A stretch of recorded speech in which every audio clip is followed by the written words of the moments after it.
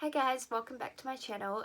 Before I get into this video, I wanted to ask you to pretty please like this video and subscribe to my channel because I'm almost at 100 subscribers, and I said that when I reach 100 subscribers on YouTube and 1,000 followers on my Journey of Hales Instagram page, then I'm gonna put a giveaway together. So that would be really cool. So please, it would mean the world to me.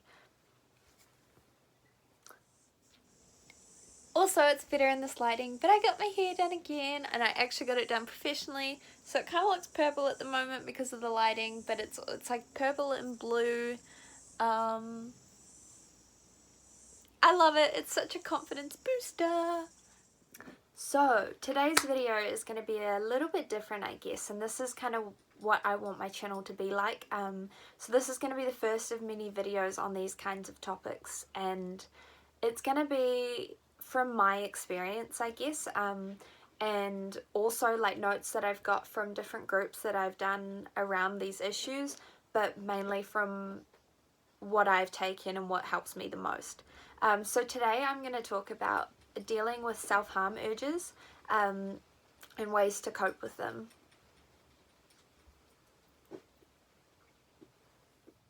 So the first thing I've got here is a little pros and cons list, and I'm going to read through, but if you want to pause and just read it there. So pros and cons is a module that you learn when you do the DBT skills group, which is what I did. So DBT is a form of therapy. It is dialectical behavioural therapy. It is similar to CBT, so cognitive behavioural therapy, but it's more practical. And for me, I didn't find CBT helpful, but DBT has literally saved my life. And so doing pros and cons list has been the most insightful thing for me when it comes to dealing with self-harm urges. And so I've got a book here of notes which I'm going to kind of read through, but I did want to start this off by saying that I still struggle with self-harm urges now. It is kind of an ongoing thing, and there is little triggers here and there that make me want to go back to using those behaviors, but as of today I am 178 days free from self-harm, which is the longest I've ever been. So when I first reached 100 days self-harm free, my incentive was that if I made it, I was going to get a tattoo to kind of celebrate that. So this was the tattoo that I got. I don't know if it's going to be the right way around, but I know that I posted some better photos of it on my Instagram, so go check that out if you haven't seen it already. But basically it's just Rupi Kaur's quote up here. It is like the first of many cover-ups for me. And it's got the picture that she draws in her book, but these words just say, "And here you are living despite it all," which I thought was pretty fitting. So I'm going to go through the pros and cons of acting on self-harm urges, and also resisting urges and using your skills. And then I'm going to kind of list some skills that personally have helped me, and they might help you, they might not, but hopefully I can just give you a few ideas that might make sense to you. So the only pros that I can think of for acting on these self-harm urges is you get short-term relief, you get a false sense of control over pain and numbness, and you feel better for a few minutes. And when you write these down, you actually kind of realize it's like, hey, this behavior isn't actually giving me much. And then when you look at the cons of acting on these urges, it is just the list is, so that's the pros and that's the cons list. It's so much longer. The cons of acting on self-harm urges is there's long-term guilt, there's a constant reminder of scars, having to hide them, you have to clean blood off everything. I don't know if that's a trigger warning or something, I'm sorry. Being judged by other people that have no understanding of mental health and self-harm is really hurtful. Like, I've had a few like little kids kind of be like, talk to their mum and be like, "Oh my gosh, what's that?" And then their mums kind of like pull the kids away and they're like, "No, don't look at that." And it is really, it makes me feel worse about myself, because self-harm is something that I've struggled with for probably like 5-ish years, if not more. And if I could do anything to go back in time and to stop that when it first started, I would give anything, because I have ruined my body. and they fade, but they're never actually going to completely go away. And one thing that I didn't realize that I'm just starting to kind of learn now is that for me, hurting myself was actually, it wasn't just hurting my family, it was destroying them. Seeing their daughter in so much pain and knowing that there was nothing that they could do about it. So for me, thinking that I could control or feel better for a few minutes actually hurt everyone else. And then the last kind of point that I made was that, like, yeah, if you act on these urges, you feel better for maybe a few minutes.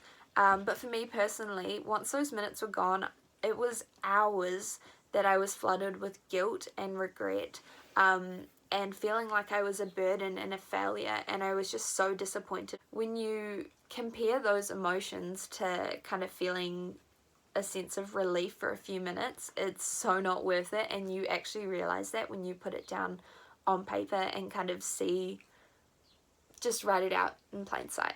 The pros and cons of actually resisting those urges and using your skills. So the pros of resisting those urges is that it actually does get easier over time to but be able to cope with the urges. Like I said, I still struggle every single day with the urge to do it, but over time it does get easier to deal with and to manage. You actually feel such an amazing sense of pride and accomplishment when you reach those milestones of being a week, 2 weeks, a month, 2 months, 6 months, kind of a day by day things. It's an awesome sense of pride and self-accomplishment. I have one of those apps on my phone where I put the last date in that I did engage in those behaviors, and so now it tells me every single day that I've gone without it, which is pretty cool and a cool way to keep track of that. And another thing is that I have had to reset that a few times, and I've almost felt defeated, I guess, by having to do that. By resisting those urges to self-harm, you are actually giving the chance to the old scars to start fading. And I remember seeing this quote once, and it was that seeing your scars fade is not a reason to give yourself some more. And it is actually really awesome to watch them fade over time. And for me personally, I didn't realize how much they had faded. I was talking to my mum about this the other day. I didn't realize how much they had faded until I look back on old photos, because personally it took me a long time to be able to, like, once I had began to go these long times without self-harming, it took me a long time to be able to wear like short sleeves and shorts, because I was still so afraid of judgment and misunderstanding by a lot of people. But now I really couldn't care less. I almost forget that they're there. And it is really stinking hot at the moment, and so I'm not going to let someone's shitty opinion of stuff that they don't know about affect the fact and make me have to wear long sleeves and long pants in the middle of summer when it is so hot. And by resisting those urges over time, you start to find healthy coping strategies that are actually personalized to you, and just finding ways that are constructive to get you through those really tough kind of nights. And you're also not hurting those around you. And then there is the con side of acting on those urges, is that the biggest one, and I've got it underlined, is it is so much harder to commit to not act on those behaviors and actually trying your hardest to distract yourself and distance yourself to avoid acting in these behaviors. It is so hard, and I cannot express that enough, but once you do start to do that, there is that sense of pride and accomplishment that I talked about before. As well as it being so much harder, you don't get that short-term relief, which is kind of why you want to do it in the first place, and actually get that, and the urges may feel to intensify if you don't act on them. And then I've got this underlined too, I just wanted to add in there that thoughts are just thoughts. They're nothing more, nothing less. They're not instructions and commands telling you to do this. that they're just thoughts, they're there. And this is when radical acceptance comes into play, and that is another module of DBT.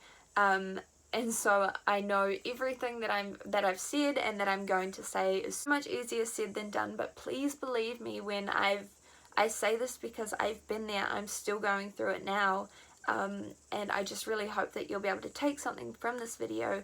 But you, hopefully at some point, you'll be able to come to a place where you can radically accept that, yeah, I'm having these thoughts and they're not going to go away overnight, but they're just thoughts. They're shitty thoughts, but we just need to find a way right there and then in this moment to find a way through. Now I've got a list from my DBT handout book of some of the skills in particular that have helped me. Like I said, these are the ones that helped me. If you Google DBT skills, there's so many other ones that might help you, so I really recommend looking into that. So the first one that I've written down is mindfulness, and anytime any clinician said, oh, have you tried mindfulness, to me, I basically told them to get screwed, because personally I cannot sit there and listen to waves at the beach or something and all this weird stranger trying to talk to me, telling me to think about my thoughts and kind of imagine my dream holiday and stuff like that. Like, it doesn't work for me, and then I feel worse because I can't actually do it. But for me, mindfulness is like colouring in, art journaling. I am such a grandma. I love cross-stitching and knitting and Sudokus, and word finds and stuff like that. So that is my form of mindfulness, as well as kind of just being in the moment and watching TikToks, oh, that's so bad, watching Netflix, painting, cleaning. That's all forms of mindfulness if you're fully kind of immersing yourself in what you're doing at the time. And when you are starting to get these intense urges, another part of DBT, the opposite action, the opposite of self-harming is kind of self-care, I guess.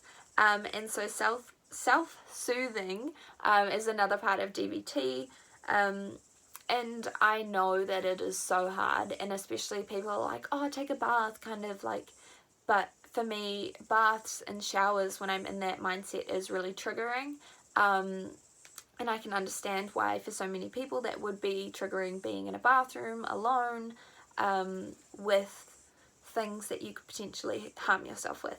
And so sometimes it can be the smallest things of self-care, like painting your nails or putting a face mask on, like lighting a candle or putting some nice moisturizer on. It doesn't have to be these kind of like, oh, go out for a coffee day and get your like nails done professionally and your hair done and everything.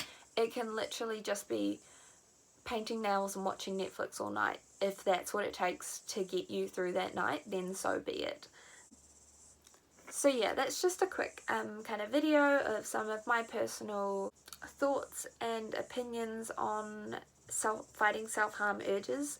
If there's anything else that you want me to cover or go more in depth with, please comment below, or on Instagram feel free to message me any ideas or things that you'd like to see, because I only want to create content that you guys want to watch, and that if there's anything that I have that might be valuable to you in your recovery. So please give this video a thumbs up and subscribe. That would mean the world to me.